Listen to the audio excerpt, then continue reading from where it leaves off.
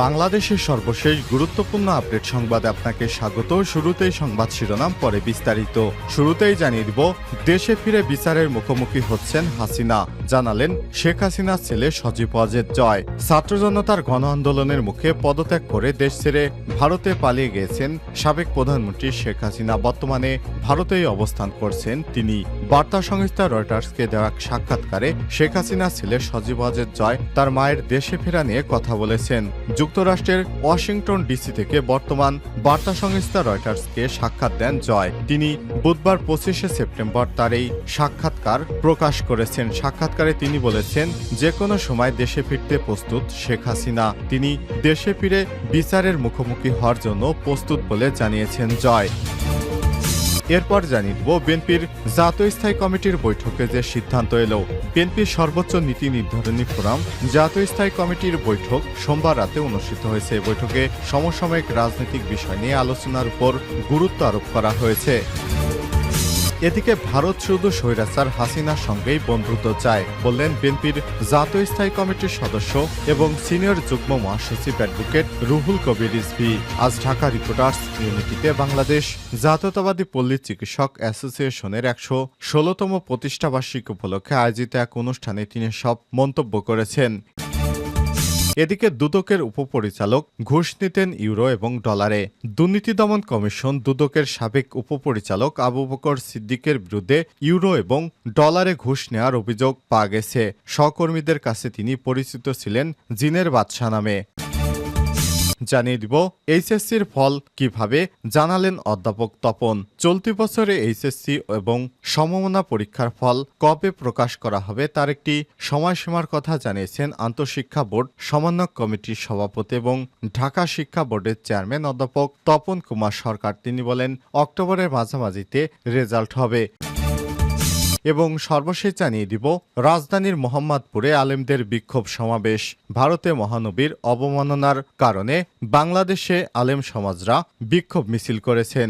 ভারতের ক্ষমতাসীন বিজেপির এমএলএ নীতেশ রানে এবং ধর্মগুরু রামগিরি মহারাজের মহানবী সাল্লাল্লাহু আলাইহি ওয়াসাল্লামকে নিয়ে ঘৃণামূলক বক্তব্য এবং অবমাননার প্রতিবাদে ঢাকায় বিক্ষোভ মিছিল করেছে। বুধবার বিকেলে রাজধানীর মোহাম্মদপুর বেরিবাদ 3 রাস্তার মোড়ে এই বিক্ষোভ সমাবেশ অনুষ্ঠিত হয়। এতে দেশের শীর্ষ আলেম মুফতি মনসুরুল হকের তত্ত্বাবধানে মোহাম্মদপুরে আঞ্চলিক কওমি মাদ্রাসা শিক্ষা বোর্ড এই বিক্ষোভ সমাবেশ অনুষ্ঠিত হয়। প্রিয় দর্শক, এতক্ষণ শুনছিলেন সংবাদ শিরোনাম, এবারে বিস্তারিত।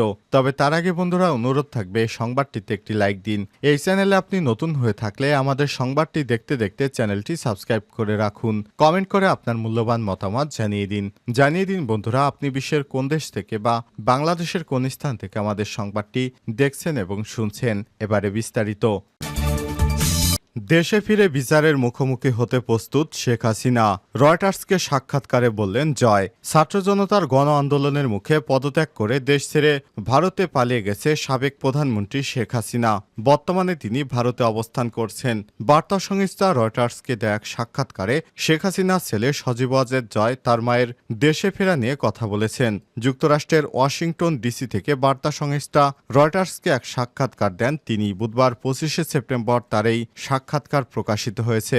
সাক্ষাৎকারে শেখ হাসিনা কবে দেশে ফিরতে পারেন জানতে চাইলে তিনি উত্তর দেন, এটি তার উপর নির্ভর করবে। তিনি দেশে ফিরে বিচারের মুখোমুখি হওয়ার জন্য প্রস্তুত। জয় বলেন, এই মুহূর্তে আমি আমার দলের লোকদের নিরাপত্তা দিতে চাই, তাই আমি দলের নেতাকর্মীদের উপর চালানো নৃশংসতা সম্পর্কে আন্তর্জাতিক সচেতনতা বাড়াতে চাই। এর আগে গত মাসে এক সাক্ষাৎকারে তিনি বলেন, ছাত্রদের দাবি করা আন্দোলনের নেতৃত্ব দেওয়ার বিষয়ে শেখ হাসিনা দেশে ফিরে বিচারের মুখোমুখি হওয়ার জন্য প্রস্তুত রয়েছেন। এছাড়াও আওয়ামী লীগ নির্বাচনে প্রতিদ্বন্দ্বিতা করতে চায় বলেও জানান তিনি। রয়টার্সের প্রতিবেদনে বলা হয়েছে, গত মাস থেকে দিল্লির কাছাকাছি আশ্রয় রয়েছে শেখ হাসিনা। এ সময় আওয়ামী লীগের অনেক সিনিয়র নেতাকে আন্দোলনে 1000-এর বেশি নিহতের ঘটনার সম্পৃক্ততায় অভিযোগে গ্রেপ্তার করা হয়েছে। এছাড়াও অনেকেই আত্মগোপনে চলে গেছেন। জয় অভিযোগ করে বলেছেন, শেখ হাসিনা পতনের পর থেকে আওয়ামী লীগের অনেক নেতাকর্মীকে হত্যা করা হয়েছে। তবে এ বিষয়ে অন্তর্বর্তীকালীন সরকারের প্রতিনিধিরা এ বিষয়ে মন্তব্যের অনুরোধে তাৎক্ষণিক সাড়া দেননি। সাক্ষাৎকারে 18 মাসের মধ্যে নির্বাচনের বিষয়ে সেনাপ্রধান জেনারেল ওয়াকারুজ্জামানের দেয়া টাইমলাইনে সন্তুষ্টি প্রকাশ করেন। এ সময়কে প্রত্যাশার চেয়ে অনেক দেরি বলে মন্তব্য করেছেন জয় বলেন তার দল আওয়ামী লীগ ছাড়া দেশে প্রকৃত সংস্কার এবং নির্বাচন অসম্ভব। এদিকে বৈষম্যবিরোধী ছাত্র আন্দোলনে শহীদদের নামের তালিকা প্রকাশ করেছে স্বাস্থ্য মন্ত্রণালয়। তালিকায় প্রাথমিকভাবে 208 জন শহীদদের পরিচয় জানানো হয়েছে। মঙ্গলবার 24শে সেপ্টেম্বর স্বাস্থ্য ও পরিবার কল্যাণ মন্ত্রণালয়ের স্বাস্থ্যসেবা বিভাগের উপসচিব উম্মে হাবিবা স্বাক্ষরিত এক গণবিজ্ঞপ্তিতে সব তথ্য জানানো হয়েছে। বিএনপির স্থায়ী কমিটির বৈঠকে যে সিদ্ধান্ত এলো। বিএনপির সর্বোচ্চ নীতি নির্ধারণী ফোরাম জাতীয় স্থায়ী কমিটির বৈঠকে সোমবার রাতে অনুষ্ঠিত হয়েছে। বৈঠকে সমসাময়িক রাজনৈতিক বিষয় আলোচনার পর গুরুত্বপূর্ণ সিদ্ধান্ত নেওয়া হয়েছে। বৈঠকে অন্তর্বর্তীকালীন সরকারের কার্যক্রম, নির্বাচনী রোডম্যাপ, ভারতের সঙ্গে সম্পর্ক, পাহাড়ে উত্তপ্ত পরিস্থিতি, স্থানীয় সরকার নির্বাচন, ছাত্র রাজনীতি এবং সাংগঠনিক নানা দিক নিয়ে আলোচনা হয়েছে বলে বৈঠক সূত্র থেকে জানা গেছে।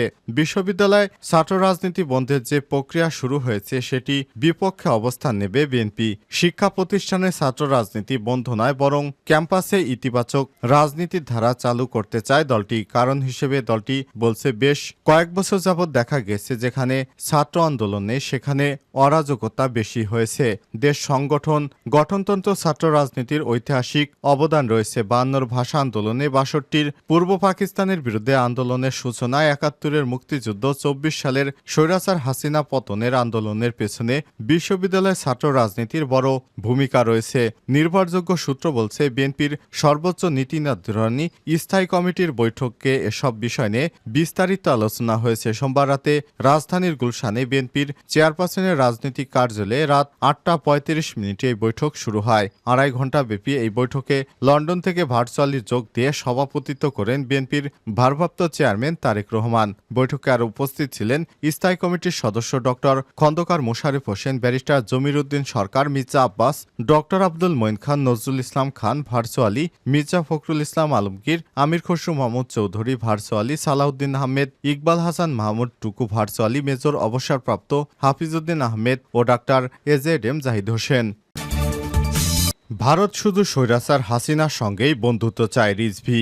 ভারত বাংলাদেশের জনগণের সঙ্গে নয়, শুধু স্বৈরাচারী হাসিনার সঙ্গেই বন্ধুত্ব করতে চায় বলে মন্তব্য করেছেন বিএনপির সিনিয়র যুগ্ম মহাসচিব অ্যাডভোকেট রুহুল কবির রিজভী। বুধবার দুপুরে ঢাকা রিপোর্টার্স ইউনিটিতে বাংলাদেশ জাতীয়তাবাদী পল্লী চিকিৎসক অ্যাসোসিয়েশনের 16তম প্রতিষ্ঠাবার্ষিকী উপলক্ষে আয়োজিত এক অনুষ্ঠানে তিনি এসব মন্তব্য করেছেন। রুহুল কবির রিজভী বলেন, তারা অর্থাৎ ভারত আমাদের মধ্যে বন্ধুত্ব চায় না, বন্ধুত্ব চায় শুধু হাসিনার মতো একজন ভয়ঙ্কর রক্তপিপাসু স্বৈরা শাসকের সঙ্গে। আমাদের জনগণকে ওরা পছন্দ করে না। শেখ হাসিনা থাকলে বাংলাদেশ তাড়াতাড়ি মাতবরি করতে পারে ভারত। এ কারণে সবসময় আধিপত্য বিস্তার করতে হাসিনাকে দীর্ঘদিন ক্ষমতায় রাখতে উঠে পড়ে লেগেছিল ভারত। ভারতে ইলিশ পাঠানো নিয়ে একজন উপদেষ্টার বক্তব্য প্রসঙ্গে তিনি বলেন, এখানে আবেগ দিয়ে কথা বললে তো হবে না। তিনি এ নিয়ে বলতে পারেন, বাঙালি জনগোষ্ঠী ভারতেও আছে, তাদের প্রধান ধর্মীয় উৎসব হলো দুর্গাপূজা। এ সময় ইলিশ মাছ একটা বড় উপাদান হিসেবে কাজ করে আমরা জানি। আমরা কোনোদিনই ইলিশ মাছ রপ্তানিতে বাধা দেইনি। আমরা নিজেরাই মাঝারি থেকে ছোট ইলিশ 1800 টাকা থেকে 2000 টাকা দিয়ে কিনি। বাড়তি দাম মেনে নিয়ে আমরা কিন্তু ইলিশ রপ্তানি করে। আমাদের অর্থ উপদেষ্টা আবেগের প্রশ্নের কথা বলেছেন।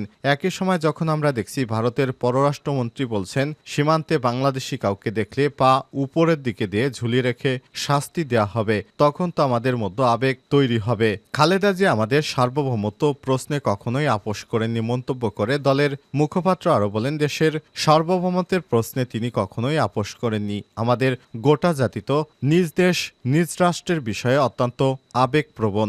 যে সময় আপনারা ইলিশ মাছ রপ্তানির কথা বলছেন, রপ্তানি হতেই পারে, কিন্তু তখন ভারতের স্বরাষ্ট্রমন্ত্রী ঝুলিয়ে রাখার কথা বলেন, তখন আমি কেন বলবো না আমরা ইলিশ মাছ দেব না। এ সময় তিনি বলেন, আমদানি রপ্তানি বাণিজ্য তো সব সবসময় হয়ে এসেছে, কিন্তু আবেগ তখনই আসে যখন আমাদের সঙ্গে কীতদাসের মতো আচরণ করে। তখন তো আমরা বলবো আমরা ইলিশ মাছ কেন দেব? পেঁয়াজ আমরা আমদানি করি ভারত থেকে।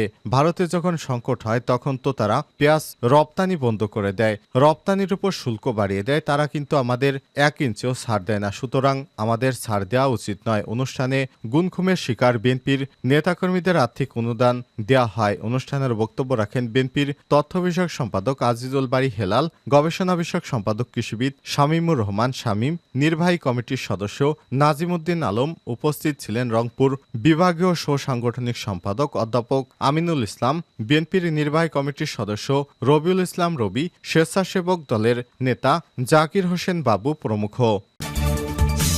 দুদকের উপপরিচালক ঘুষ নিতেন ইউরো ডলারে। দুর্নীতি দমন কমিশন দুদকের সাবেক উপপরিচালক আবু বকর সিদ্দিকের বিরুদ্ধে ইউরো এবং ডলারে ঘুষ নেওয়ার অভিযোগ পাওয়া গেছে। সহকর্মীদের কাছে তিনি পরিচিত ছিলেন জিনের বাদশা নামে। জানা গেছে বিলুপ্ত দুর্নীতি দমন ব্যুরোতে স্টেনোগ্রাফার হিসেবে চাকরি জীবন শুরু করেন আবু বকর সিদ্দিক। পর্যায়ক্রমে হন দুর্নীতি দমন কমিশন দুদকের উপপরিচালক। তার এই পদোন্নতির পেছনে রয়েছে রাজনৈতিক পৃষ্ঠপোষকতা। ঘুষের বিনিময়ে দুর্নীতিতে অভিযুক্ত ব্যক্তিদের দায়মুক্তি দিতেন তিনি। তাদের কাছ থেকে ঘুষ নিতেন ডলার ও ইউরোতে। কালবেলার অনুসন্ধান থেকে জানা গেছে দরিদ্র পরিবারের সন্তান হলেও চাকুরিকালে শত কোটি টাকার মালিক হয়েছেন আবু বকর। রাজধানীর অভিজাত এলাকায় বিভিন্ন জায়গায় বেশ কয়েকটি বাসভবন, ডজনখানেক প্লট ও ফ্ল্যাটের মালিক তিনি। তাকে টাকা দিলেই মিলে যেত দুদকের ক্লিনশিট। দুর্নীতিবাজদের রক্ষা করতেন তিনি। ঘুষ নিতেন ডলার ও ইউরোতে। তার 2 ছেলে থাকেন যুক্তরাজ্যে। ঘুষের টাকায় সেখানে পাঠিয়ে দেন হুন্ডিতে, আর সেই টাকা রেমিটেন্স হয়ে আবার চলে আসে আবু বকরের কাছে। চলতি বছরের এপ্রিলে বহুল আলোচিত কারিগরি শিক্ষা বোর্ড কম্পিউটার সেলের সিস্টেম অ্যানালিস্ট একেএম শামসুজ্জামানকে ঢাকা মহানগর গোয়েন্দা পুলিশ গ্রেপ্তারের পর বেরিয়ে আসে আবু বকর সিদ্দিকের ঘুষ বাণিজ্য। পুলিশের জিজ্ঞাসাবাদে শামসুজ্জামান জানিয়েছেন তার বিরুদ্ধে দুদকে থাকা অনুসন্ধান কর্মকর্তা পরিবর্তনের কথা বলে আবু বকর দাবি করেন 60 লাখ টাকা। ওই টাকা দিয়ে আবু বকরের বাসায় গেলে তিনি টাকা গ্রহণে অস্বীকৃতি জানিয়ে বলেন সেগুলো ডলার বা ইউরো করে নিয়ে আসতে। শামসুজ্জামান বাধ্য হয়ে ডলারে কনভার্ট করে 60 লক্ষ টাকা দেন আবু বকরকে। চাঞ্চল্যকর এসব তথ্য প্রকাশ হওয়ার পর তার ঘুষ দুর্নীতির বিষয়ে তদন্ত চালিয়ে যাচ্ছে দুদক। বেশ কিছুদিন আগে একজন পরিচালককে তার বিষয়ে তদন্ত কর্মকর্তা নিয়োগ দেওয়া হয়েছে। আবু বকর সহকর্মীদের সঙ্গে কথা বলে জানা গেছে দুদকে তদবির বাণিজ্য সিন্ডিকেটের অন্যতম মূল হোতা ছিলেন আবু বকর। তিনি দুর্নীতিবাজদের রক্ষক হিসেবে কাজ করতেন।